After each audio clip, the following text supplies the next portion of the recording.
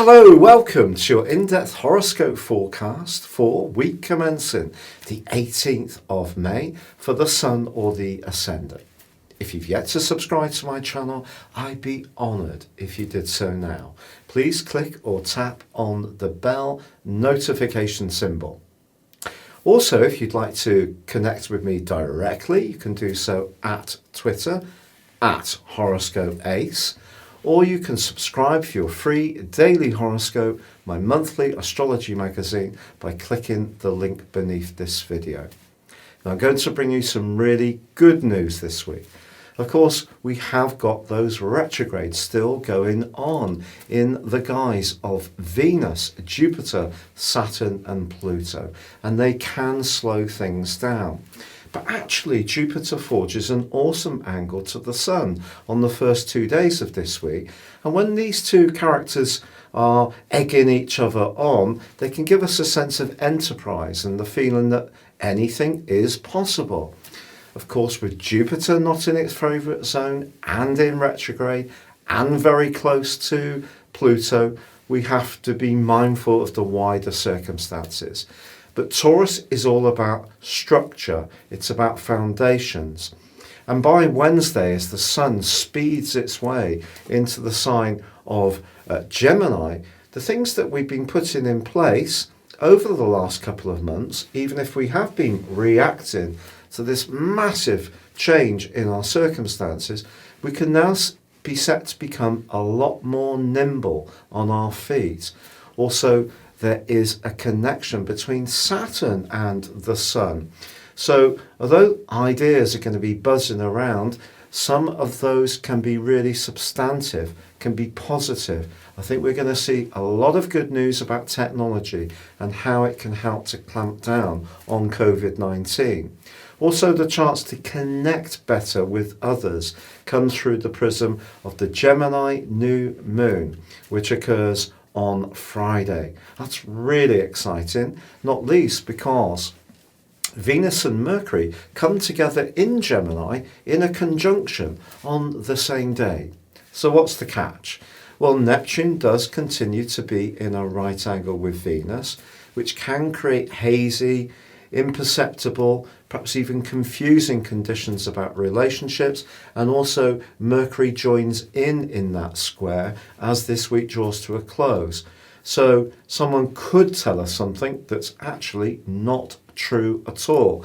So when it comes to the briefings that we get from our governments, I think we still need to be rather sceptical and just try to earth things down, but at the same time, if you are enjoying downloading different topics or subjects, enlarging your knowledge on situations, chatting away on social media, playing quizzes with friends or in your community online, that's all going to be given even more impetus this week. It really is super. And also Mars, now into the sign of Pisces, is linking very positively with Uranus, which can see as being a bit more spontaneous, especially about our instinctive hunches, whereas the Gemini energy is much more mental, especially in its link with Saturn in Aquarius. So that's kind of air energy, which is kind of like the swords in tarot, whereas Mars in the watery or cups of Pisces is listening to our gut instinct, acting out our hunches as he links magnificently with Uranus. Your specific forecast, Pisces, shows Mars in your sign, forging an absolutely sparkling link with Uranus. Think about it. Mars is about drama, it's about action. It's also about living in the moment. And Uranus is about sudden changes. It's an electrical energy. It can be erratic, and the chances are you're going to have a brainwave, or you're going to have a connection to someone where it's all buzzing and it's really exciting between you.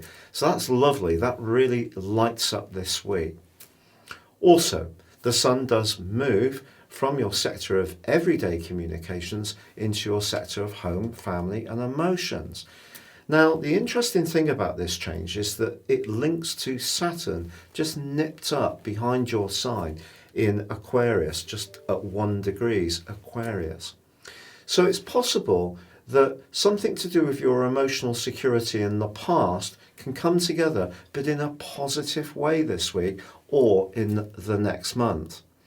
Now, you could have a reminiscence about someone from your past, get in touch, and that can be very uplifting. Or perhaps you're going through some kind of internal changes, and this particular aspect and the new moon of Friday points towards just feeling more secure about who you are, even if not necessarily in such an outgoing and exuberant way. Now, Mercury and Venus are also together as this week draws to a close. If you're pottering in your garden, you're crafting, or you're working from home, you can be in your element. But Neptune, your ruler, does square up to both, with Venus all week and with Mercury as the week draws to a close. So what does this mean? Well, I think if you are a creative or artistic Piscean, you can absolutely be so productive. Your imagination can be really flowing. You could love to play music as well. But if you are considering a delicate emotional issue, perhaps to do with a romantic relationship, I would probably advise that you wait to the week after this one before making any binding decisions. Thank you so much for having joined me. If you'd like to go beyond zodiac signs and embrace real astrology based on your time, date and place of birth, you can choose to have a one-to-one with me. Please check out my testimonials beneath this video, or you can have some horoscope reports from me, which are very affordable. There is an offer, 30% off. If you have a year's forecast and a character analysis, please also see the link for that beneath this video too. But for now, stay safe, take care, and good luck.